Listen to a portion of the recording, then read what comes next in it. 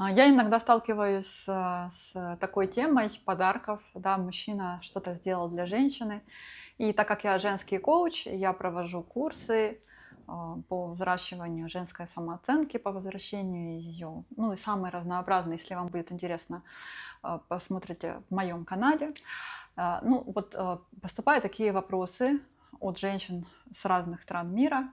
Что делать, если мужчина подарил подарки, вот он дарит подарки, оказывает знаки внимания, а потом через какое-то время может попросить, запросить, предъявить, чтобы вы вернули ему все то, что вам подарили. Вот мне интересно, что вы бы сделали в такой ситуации? Были ли у вас такие ситуации? Поделитесь в комментарии. Что я скажу со своей стороны, да? В моей жизни такого, слава богу, не было. Я всегда удивляюсь этому. То есть, знаете, в своей работе я не перестаю удивляться от разнообразия мужского проявления и где-то женской неосведомленности, я бы так сказала. Смотрите, если мужчина вам уже подарил что-то, значит, он совершил определенный акт в вашу сторону, чтобы вызвать вашу благосклонность. Это был акт для того, чтобы выстроить доверие. Ну, то есть какие-то у него были свои цели. Он это уже вложил. Если вы это уже приняли, это ваше. Оно принадлежит вам. Если мужчина начинает требовать в обмен, это чистой воды самая махровая манипуляция. Сделана на то, чтобы вас обесценить, чтобы вас поместить в состояние вот этого дискомфорта, где вы будете пытаться от этого оградиться всяческим образом, как-то не взаимодействовать с таким человеком, не взаимодействовать с таким человеком однозначно, потому что это не мужское проявление, а вообще не мужское проявление. Это я даже не знаю, это даже не подросток, и это мальчики так делают, знаете, когда в садике мальчик покакал в горшок другого мальчика или другой девочки, потом обиделся, этот мальчик, которого покакали, говорит: забирай свою какашку, отдавай мою бумажку. Это вот этот уровень. То есть это кто так делает? Там 3 годика, 4 годика, да, вот. И он приходит и говорит: отдавай мою бумажку, забирай свою какашку, или наоборот. То есть это вот этот уровень, чтобы вы понимали, это не мужчина. Мужчина, слово мужчина, это тот, у которого есть чин. Он никогда себе не позволит таких вещей. Потому что истинные мужчины, которые самодостаточные, они знают, что когда они женщине что-то дают, им в ответ возвращается. Смотрите, когда мужчина вам дает, вот запомните эту вещь, женщина не всегда должна с ним расплачиваться, я не знаю, там, сексом или еще чем-то. Даже само уже взаимодействие, внимание, это его выбор и его ответственность, что он вам это дал. Вы приняли. Принятие – это уже является актом взаимодействия между вами. Вот услышьте вот эту вещь. Возможно, если она у вас строится в голове и в вашей сути, вам будет легче строить здоровые отношения. Мужчина – это тот, кто дающий. Если мы возьмем чакральную систему, да, для тех, кому так понятней, первая чакра – это мужская чакра, она про действие. Если мы говорим про отношения с точки зрения вот этого ракурса, действие совершает сначала мужчина. Вторая чакра женская, она принимающая. Сила в женщине заключается в том, насколько она умеет принимать. Если она приняла действия мужчины, она это увеличивает и возвращает ему. Каким образом она может ему возвратить? Улыбкой, благодарностью, добрым словом, благословением. Вообще самая классная штука, когда, допустим, мужчина вам что-то подарил, неважно, это шоколадка или автомобиль, и вы его благодарите за это, потому что он вас этим наполнил, этим своим актом, этим своим действием. Вы приняли. На первой чакре вы приняли, он на первой дает, женщина на первой принимает, принимающая. Потом на второй у нее увеличивается, на второй ее активная, она дает мужчине, то есть она возвращает ему в увеличенном количестве ее внимание, восхищение, благословение, как я сказала. И вы можете его так прям и говорить: пусть у тебя всю жизнь складывается наилучшим образом. Это так круто, я счастлива, я довольна. И женщина не может тогда сдержать свои эмоции радости. Мужчина этим наполняется, его это вдохновляет. Нормального мужчину это вдохновляет, и ему хочется, и он тогда принимает это на своей второй чакре, она у него является принимающей, и на третьей он снова что-то совершает, это активная мужская часть чакра и действует. И таким образом у нас происходит взаимообмен.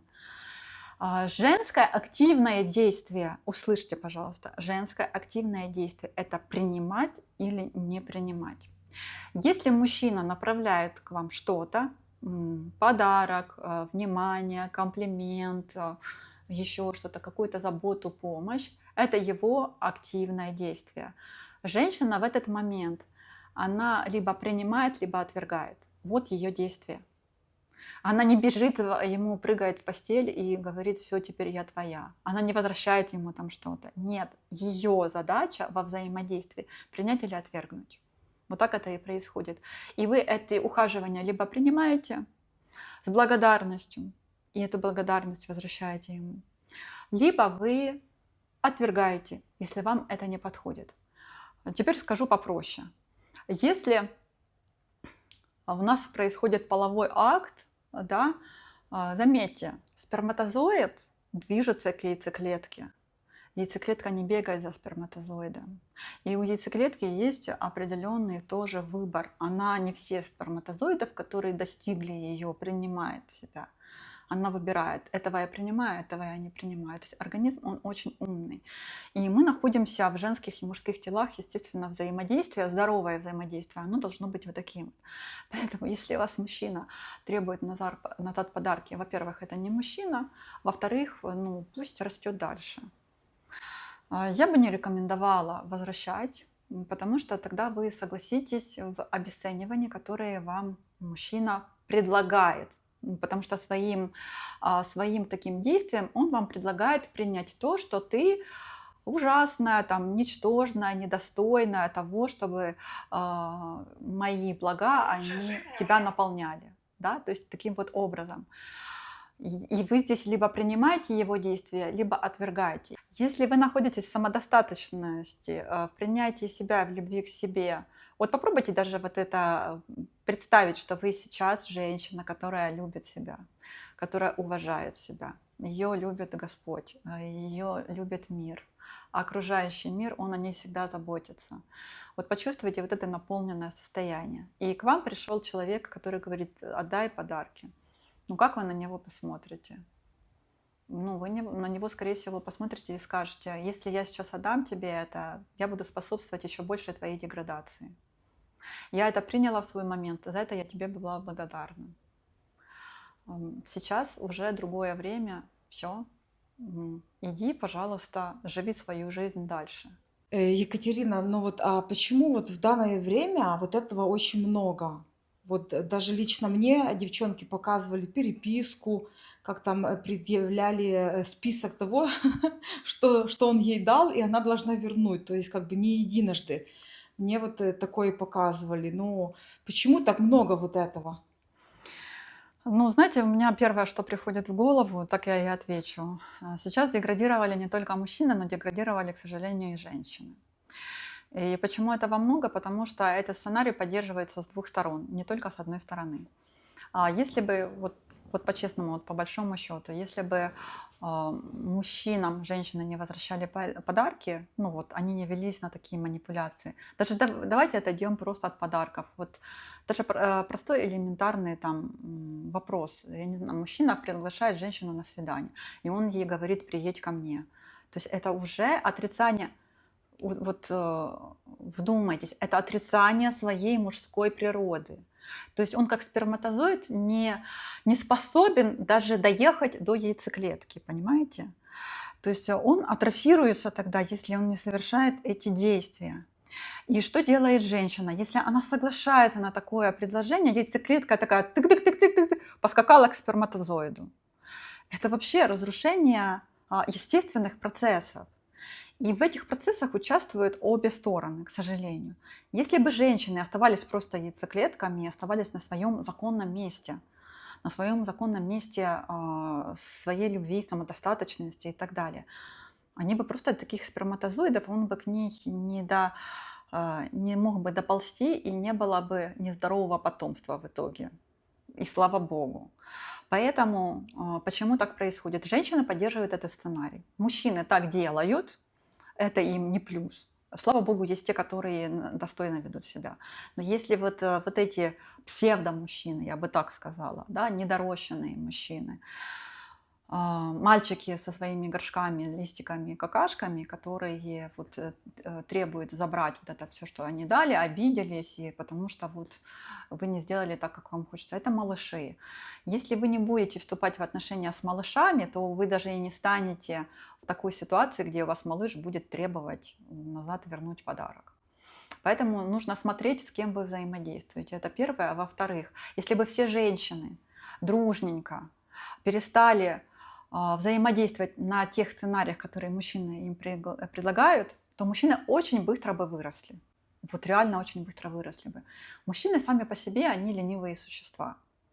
Так или иначе. Ну вот он будет лежать, пока война не началась. Такая у них психика. Это не плохо, не хорошо. Это я не в тему то, что я не пытаюсь обесценить мужчину. Если у него появляется какой-то импульс, он подхватывается, бежит, действует. Но если женщина берет и сама к нему приходит, сама включается на его вот этот сценарий, где ему лень что-то сделать, она поддерживает эту деградацию. Она расхолащивает себя, свою энергию, свою личность, свою психику. И таким образом вот происходят такие ситуации.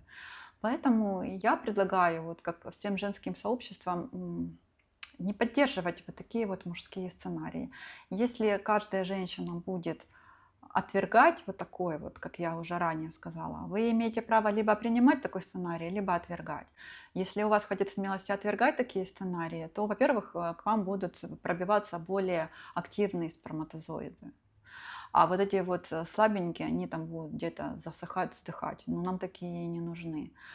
А если вот эти вздыхающие сперматозоиды увидят, что к ним яйцеклетки не бегают больше, то они, возможно, задумаются над своим поведением и захотят что-то изменить. Тогда у них может возникнуть вопросы, что я делаю что-то не так. Ну, ровно столько, сколько вы поддерживаете их сценарий, ровно столько это будет продолжаться. Такой мой ответ на ваш вопрос. Очень часто вот эти все вещи, недопонимания происходят, потому что, ну, за отсутствием знаний нас никто не учил, нас никто не воспитывал, у нас примеры были неправильные, нездоровые, незрелые, к сожалению. Но так или иначе мы уже люди, которые выросли, и мы сами отвечаем за свою жизнь, и можем эту информацию получать и встраивать ее в свою жизнь. И я бы хотела поделиться немного с тем, как выстраиваются отношения у мужчины и как выстраиваются отношения у женщины. И по какому сценарию лучше все-таки эти отношения строить, по женскому или по мужскому? Кто выиграет из них? Смотрите, когда мужчина привлекается женщиной, он все равно в первую очередь привлекается ею как сексуальным объектом. Это естественно, это нормально. У него берет в первую очередь вверх над ним нижние, да, центры, где он женщину хочет физически, он прям хочет ею обладать, он хочет, чтобы она ему принадлежала, он хочет войти в нее, ну то есть вот таким вот образом, чтобы она стала частью его. Потому что у мужчины вырабатывается большое количество тестостерона, у нормального мужчины. Да, если у него есть уже с этим проблема, то тогда надо с этим разбираться. И тестостерон, он как раз способствует тому, чтобы мужчина был завоевателем вот этим, который достигает чего-то, что-то, то есть это дает большое количество энергии для свершений. И тестостерон, он дает как раз возможность большего сексуального влечения. И получается в тот момент, когда мужчина женщину захотел, даже если он вам рассказывает, что он хочет с вами дружить, он все равно вас хочет. Это все неправда. Ну, не бывает такой вот дружбы, это просто момент уловка, да. То есть настоящая дружба, она возможна на уровне таких двух честных личностей друг друга, которые принимают свою и женскую, и мужскую суть. И они тоже прекрасно понимают, что может происходить в таком взаимодействии. Вот, и так или иначе. Мужчина привлекается сначала физически и сексуально женщиной. Далее, если у него сразу тестостерон не отработан, то То есть если он сразу в нее условно не вошел в ближайшее время, не почувствовал расслабления, не почувствовал сброс тестостерона через физический половой контакт с женщиной, то тогда у него тестостерон проявляется уже в виде агрессии, потому что как это так, она мне там не дает, я хочу, она должна мне принадлежать. Это такая более животная, да, часть проявляется. Если женщина сразу не вступает в такой контакт, мужчина переходит тогда в развитие отношений на следующий, на интеллектуальный. Что это значит? Он начинает ее уже рассматривать как личность. То есть, если секса не произошло, сначала он видит вас только как объект для удовлетворения своей потребности. Просто как объект. Вот вы пока не живой человек, с которым интересно там общаться и так далее. Ну, у некоторых это быстро в стадии происходит, но тем не менее. И если этого не случилось сразу, этого физического контакта не произошло, гормонального залипания не произошло, то у мужчины выстраивается интеллектуальный интерес. То есть, может быть, смотрели фильм «О чем говорят мужчины», там очень есть классная фраза «А о чем с ней трахаться?». Да? То есть мужчина, если ему с ней интересно общаться, она ему становится интересной как личность. И вот на этом уровне уже больше предпосылок к тому, что вы сможете выстроить нормальные отношения. Потому что здесь уже появляется взаимодействие не он объект, а вы просто, вернее, он субъект, а вы просто объект, который должен удовлетворить его потребность. А здесь уже появляется взаимодействие двух субъектов, двух личностей на вот этом уровне. И далее, следующий уровень, дальше мужчина, то есть если это продолжается, ему хочется уже о вас заботиться, брать где-то ответственность, возможно, решать какие-то вопросы. Он хочет, этот тестостерон его направляется не на сброс энергии через секс, а его тестостерон направлен на то, чтобы он уже трансформируется в заботу о вас, в действие, в то, чтобы сделать вас счастливой, чтобы вам было хорошо, комфортно, чтобы вы ощущали доверие в отношениях с ним. И женщина тогда начинает раскрываться. Ну и следующий этап – это эмоциональный этап. То есть насколько мужчина способен принять эмоции женщины, самые разнообразные. Потому что, как я говорила в другом видео про циклы, да, у женщины есть пики, где она может быть очень уязвимой, где она может быть плаксивой, и это естественный процесс. Допустим, когда у нее умирает яйцеклетка, для нее это горе. И если вы будете настроены на свой организм, вы будете это ощущать и будете чувствовать свою уязвимость. Но в этом есть и огромная сила женская. И вот когда мужчина может принять эмоции женщины, как положительные, так и негативные, спокойно, без переноса на себя, что с ним что-то не так. Потому что многие мужчины не могут принять женские эмоции, потому что они автоматически видят в этой женщине мать, которая его ругала, маленького мальчика. Значит, он не дозрел. Значит, ему нужно еще работать с собой. Потому что в здоровых, классных отношениях мужчина способен вынести эмоции женщины. Более того, для него это является признаком того, что если она мне плачет, значит, она мне доверяет. И это вообще круто. И если мужчина смотрит это видео, если вы будете видеть, что вашей женщине плохо, и ей, допустим, нужно выговориться. Если она вам хочет выговориться, значит, она вам доверяет. Если она хочет с вами поругаться, поругаться для нее это как про взаимодействие, что-то ее тревожит. Если вы у нее просто спросите, что с тобой, дорогая, случилось, да, чем я могу тебе помочь, там, выслушать или нужно решить вопрос, то таким образом рождается вот это как раз близость, истинная близость. Вот таким вот образом. И самый высокий уровень – это духовный уровень, когда мужчина решает для себя, что ради этой женщины я готов меняться. Но это должно быть его решение, не навязанное женщиной, а ты должен измениться, либо как ультиматумы, манипуляции и так далее. Вот если ты изменишься, я тебе дам. Если ты не изменишься, я тебе не дам. Это не про здоровое. Это манипуляции, в этом будут страдать оба человека. То есть если у мужчины появляется самого желания, блин, такая классная женщина, она такая интересная, она мне привлекательная, она сексуальная, я ее хочу, но я хочу ее мозг тоже, она очень классная личность. И оказывается, оказывается, она настолько нежная, трогательная, когда она плачет, и я могу о ней позаботиться. Либо когда она радуется и веселится, как ребенок, и это меня радует и наполняет. И ему хочется для этой женщины стать лучше. Вот это духовный уровень, когда мужчина переходит на четвертый, самый высокий, когда он начинает сам хотеть и сам трансформируется под то, чтобы быть максимально, стать вот этой, ну, как бы излечить это себя, исцелить, потому что у мужчин тоже этого хватает, чтобы быть максимально самому счастливым и давать вот это пространство для взаимодействия с женщиной, чтобы она тоже была счастлива рядом с ним, а не просто была объектом для удовлетворения его потребностей. Вот так происходит у мужчины, то есть от физики до, ну, как бы условно снизу вверх у мужчины идет. Как происходит процесс выстраивания здоровых отношений у женщины? Как у женщины происходит выстраивание здоровых взаимоотношений? И у женщины она идет наоборот сверху вниз. Самое первое, она смотрит на интеллект мужчины. То есть у женщины начинается с интеллектуального уровня. Что это значит? Ну, на начальном этапе, особенно если вы вообще ничего о мужчине не знаете, нужно обращать внимание на то, как он себя проявляет, готов ли он брать ответственность в каких-то даже маленьких вещах. Там, допустим, ну, условно, там, открыл он дверь вам в машину или нет. То есть проявляет он какую-то заботу или нет, там, заплатил он по счету или нет. Как он выглядит, насколько он чистый, опрятный или нет, потому что чистота – это тоже признак интеллекта. Это, естественно, общение, да, то есть по общению очень много можно понять, насколько у человека развит интеллект, готов он брать ответственность или нет. Прислушивайтесь к тому, что он говорит о других людях, как он проявляет себя в других отношениях. То есть она заинтересована сначала его интеллектом.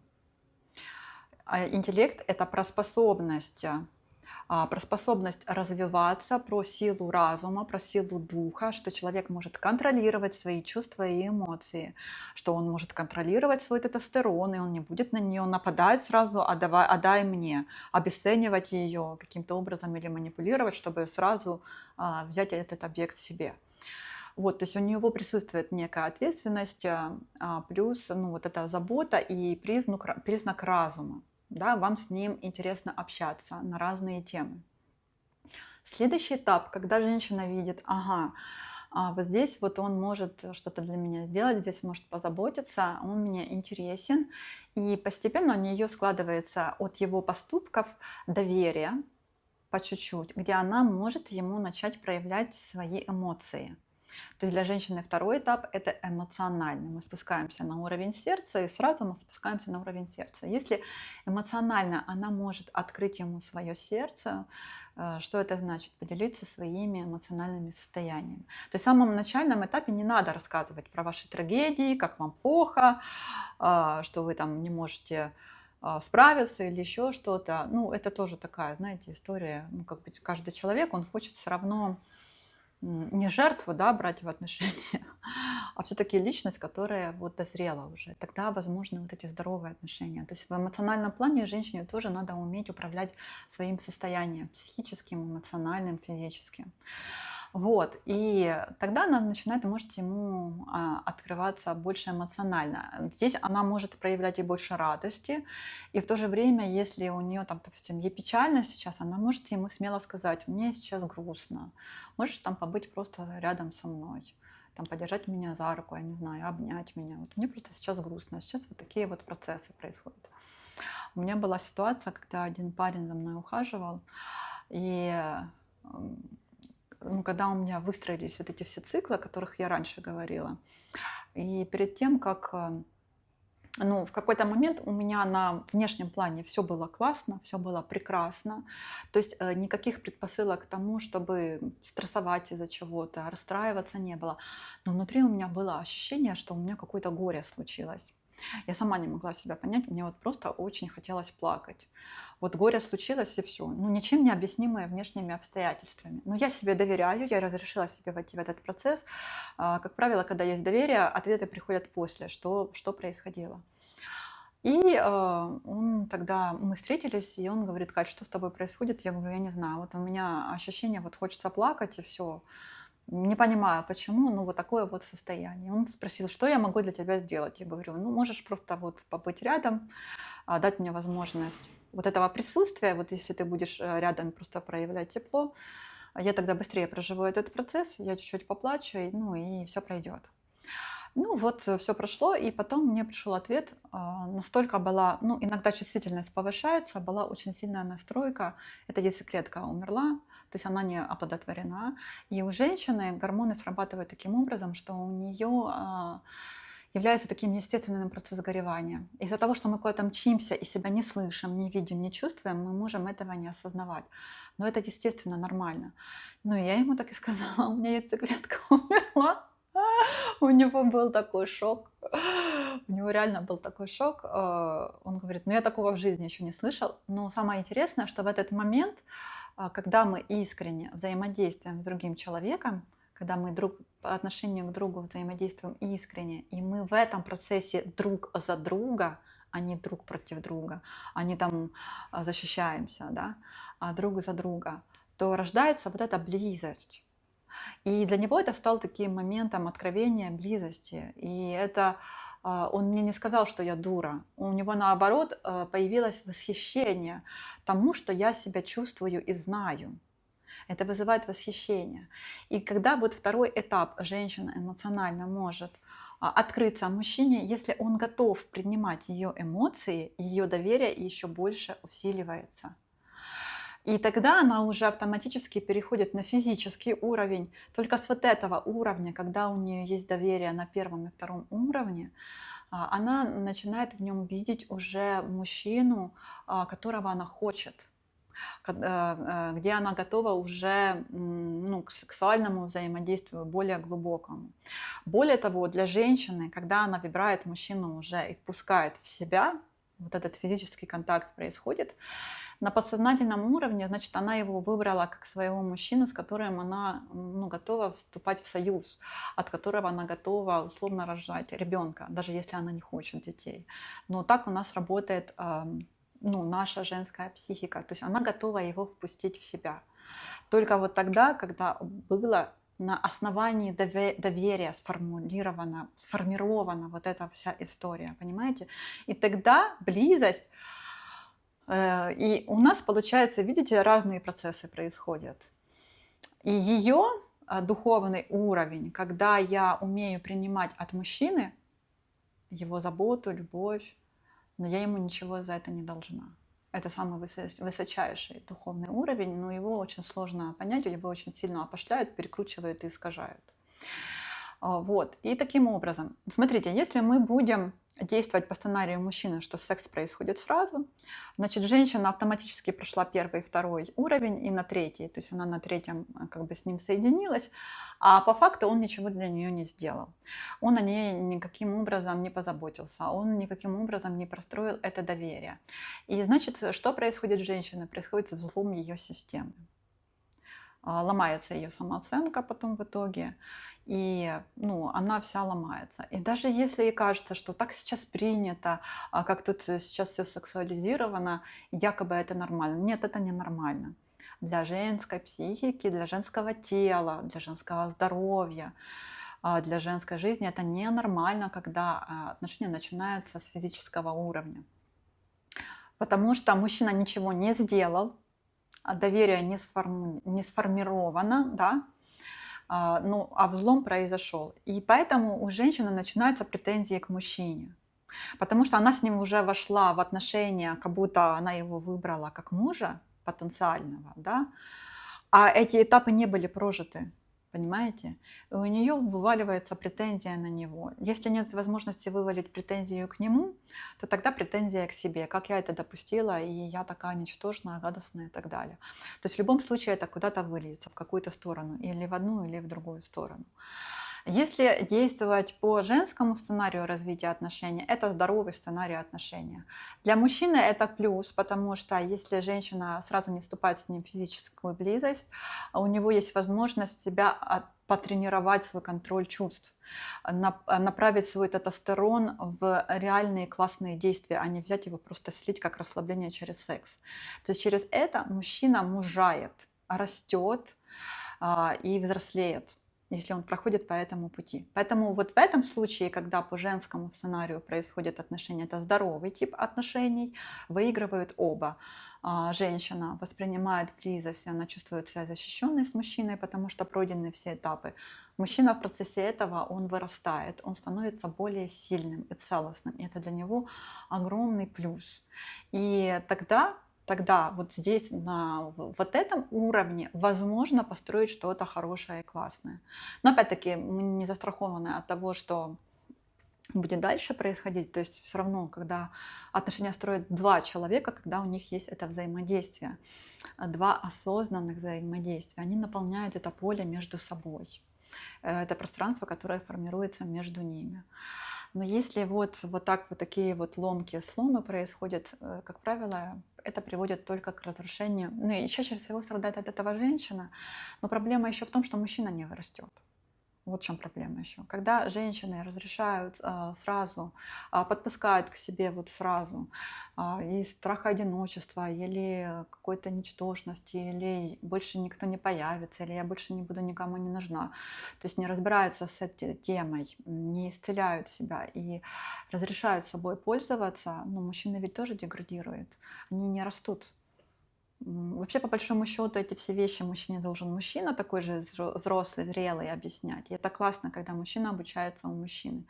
Но если мужчина им это не объясняет, то женщина хотя бы своим поведением, ну, как я считаю, обязана показывать, что со мной так нельзя. То есть я хочу, чтобы со мной был рядом мужчина, а не пацан, который будет истерить, забирать подарки и так далее, если ты сделала что-то не так, который не способен себя проконтролировать, который не способен свой тестостерон направить в правильное русло, а просто его сливает и пытается обесценить женщину, чтобы ее втянуть в свой сценарий. Вот так вот строятся на начальном этапе здоровые отношения. Я надеюсь, что вам это было полезно. Поделитесь, пожалуйста, в комментариях. Буду благодарна за обратную связь.